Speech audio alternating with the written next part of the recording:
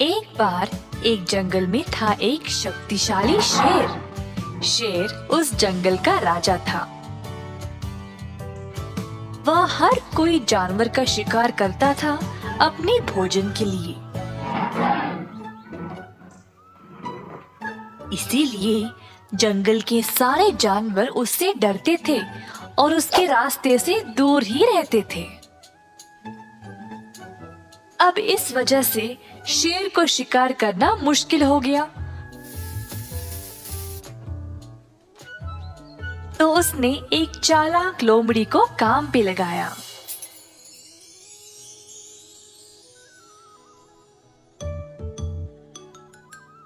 लोमड़ी को बस बाकी जानवरों का स्थान शेर को बताना था। तो शेर फिर उन जानवरों के पास जाकर उनको पकड़ लेता था। एक दिन शेर ये जानना चाहता था कि बाकी के जानवर उसके बारे में क्या सोचते थे। तो उसने लोमड़ी को बोला कि वह चोरी छुपे जाकर इस बात का पता लगाए।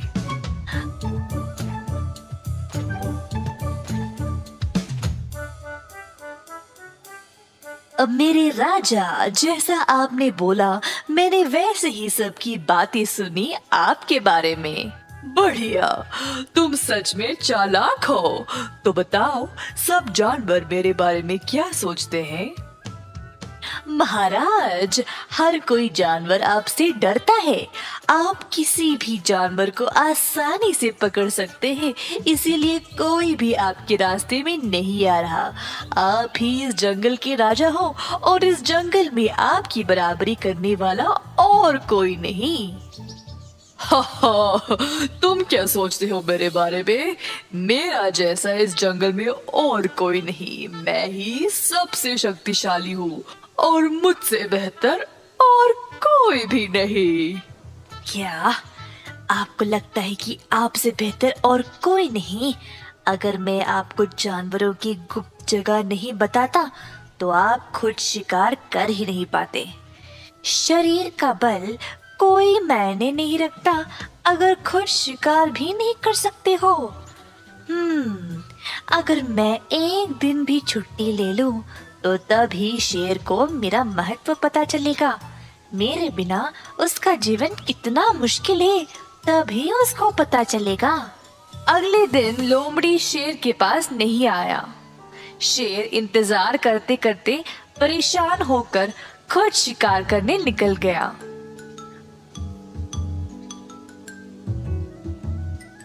दूर उसको एक खरगोश नजर आया। शेर धीरे से खरगोश की ओर गया। उसी समय खरगोश को कदमों की आहट सुनाई दी और देखना चाहता था कि वहां कौन है। खरगोश ने वहां से भागने की कोशिश की, परंतु वह शेर के पंजे में फंस गया। इसी दौरान उस रास्ते एक हिरन आया जिसने शेर का ध्यान खींचा। शेर अब खरगोश को छोड़कर हिरन के पीछे दौड़ने लगा। हिरन ने देखा कि शेर उसकी ओर आ रहा है और तुरंत तेज रफ्तार से वहां से भाग निकला। शेर उसके पीछे पीछे गया, पर हिरन इतना तेज था कि शेर उसको पकड़ ही नहीं पाया।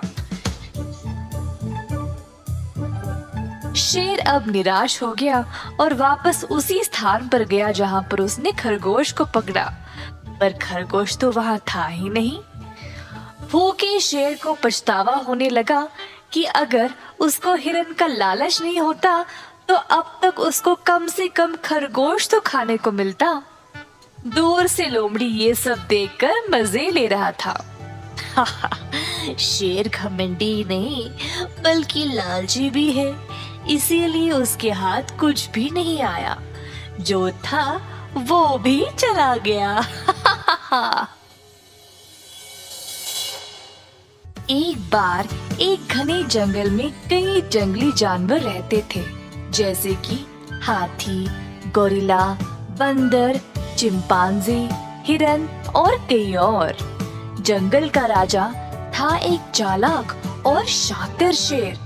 वह सब जानवरों पर रोब जमाता था और हर कोई उससे डरता था। एक दिन शेर ने सारे जानवरों को एक बैठक के लिए बुलाया। सब जानवर सोच रहे थे कि शेर को बोलना क्या था। जल्द सब हुए इकट्ठा और शेर उधर आ पहुंचा। कल से मैं चाहता हूँ कि तुम सब लोग एक नए नियम का पालन करो।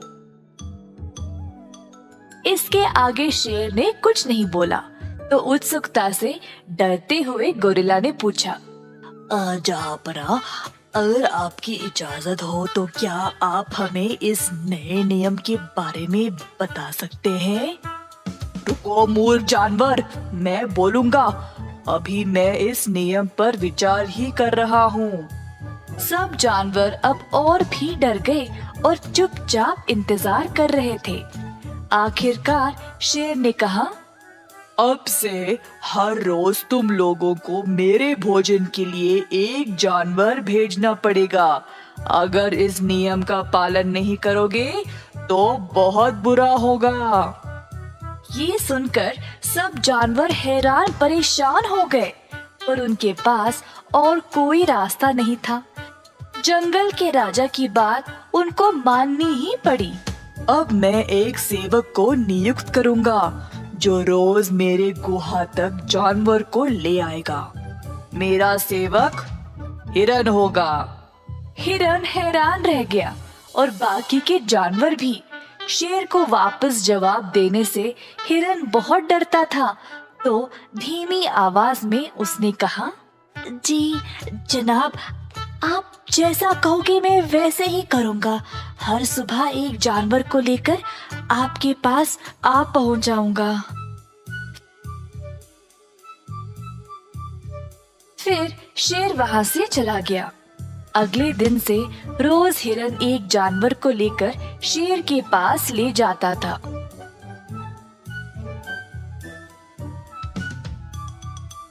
सारे जानवर इस नियम से बहुत परेशान हो गए थे, क्योंकि उनको पता था कि उनकी बारी भी कभी ना कभी तो आएगी ही ना। एक रात बहुत तेज बारिश शुरू हो गई। सारे जानवर अपने अपने घर भाग गए, पर शेर को बारिश के मजे लेने थे। जंगल में घूमता रहा, बारिश में भीगते हुए। वह इतना मग्न था कि उसको पता भी नहीं चला कि वो पूरी रात बारिश में ही भीग रहा था। सुबह सवेरे बारिश के रुकने के बाद थका हुआ शेर अपने घर वापस जाकर सो गया। जब वह जागा तो हिरन उसकी सेवा में उपस्थित था। शेर राजा, आज मैं किसको ले आऊं? बोलने के लिए जब शेर ने अपना मुंह खोला तो उसने जोर से छींका। अच्छू! शेर को बारिश में भीगने के कारण जुकाम हो गया था। शेर ने फिर से बात करने की कोशिश की और उसको सिर्फ छींकें निकल रही थी। शेर बात नहीं कर पाया तो इशारों में हिरन को जाने को बोल दिया। इसी तरह कई दिन बीत गए। इसके कारण शेर को खाने के लिए कुछ नहीं मिल रहा था। अपने गुहा में ही बीमार भूखा बैठा रहा। जल्द शेर कमजोर पड़ने लगा। शेर को इस हालत में देखकर बाकी के जानवरों ने उसकी मदद करने का निर्णय लिया। जंगल में ढूंढकर उन्होंने कुछ जड़ी बूटियों को लाया और उसका एक मिश्रण बनाया। अब ये निर्णय लेना था कि भूखे शेर को ये दवाई देने कौन जाएगा। मैं नहीं जाऊंगा। शेर मुझे देख देख कर थक गया है और मैं भी नहीं जाऊंगा। वो खतरनाक है और इतने दिनों से भूखा भी। मैं अपनी जान जोखिम में नहीं डाल सकता।